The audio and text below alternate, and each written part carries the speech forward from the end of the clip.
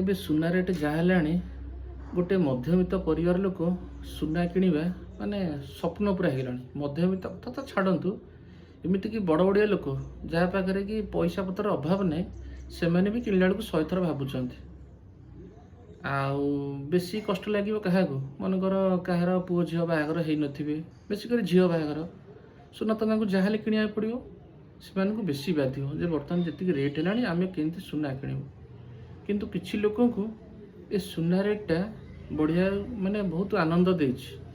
କାହାକୁ ମନେକର ସପୋଜ ଜଣଙ୍କୁ ଗୋଟେ ଆଗକୁ କାହା ଗୋଟେ ବ୍ୟବହାର ଦେବାର ଥିବ, ସେତେବେଳେ ସୁନା ରେଟ୍ ଦେଖିବ ଯେ ଏତିକି ବଢ଼ିଲାଣି, ଭଲ ହେଲା ସୁନା ରେଟ୍ଟା ବଢ଼ିଗଲା, ମୁଁ ଆଉ ବ୍ୟବହାର ସୁନା ଦେବିନି, ଯେଉଁ ସୁନା ବଦଳରେ 10-15 ହଜାର ଟଙ୍କା କ୍ୟାସ୍ ଧରିଦେବି। କିଏ ସେ ସୁନା କିଣିବ? କିନ୍ତୁ ସେ ସୁନା ତାଙ୍କ ଟାଇମରେ ସେ ପାଇଥିବେ, ତାଙ୍କଠୁ ପାଇଥିବେ, କିନ୍ତୁ ଦେଲା ବେଳକୁ ସୁନା କାହା ହାତରୁ ବାହାରିବନି। ସୁନା ରେଟ୍ ବା ବଢ଼ିଯାଇଛି, ମାନେ ପାଇଲା ବେଳକୁ ପାଇବେ ସୁନା, କିନ୍ତୁ ଦେଲା ବେଳକୁ ହାତରୁ ଖସିବନି। ନା ଆମ ବେଳକୁ ବଢ଼ିଗଲା।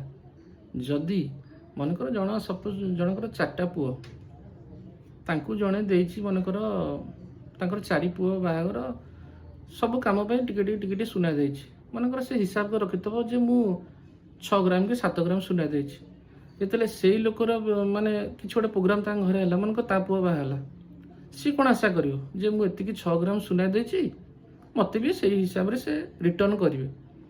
ଆଉ ତମେ 6 ଗ୍ରାମ ଦେଇକି ଯଦି ତମେ ପାଇବ ତା ବଦଳରେ 2 ଗ୍ରାମ ସୁନା, ତମକୁ କେମିତି ଲାଗିବ? କ'ଣ ସୁନା ରେଟ୍ଟା ସେତେବେଳେ ବଢ଼ୁନଥିଲା, ସୁନା ରେଟ୍ଟା ଏତେବେଳେ ବଢ଼ୁଥିଲା? ସୁନା ବଢ଼ୁ କି କମୁ, ତମେ ଯେତିକି ପାଇଛ ସେତିକି, ମାନେ ଯେତିକି ଦେଇଛ ତମେ ସେତିକି ପାଇଲେ ଖୁସି ଲାଗିବ।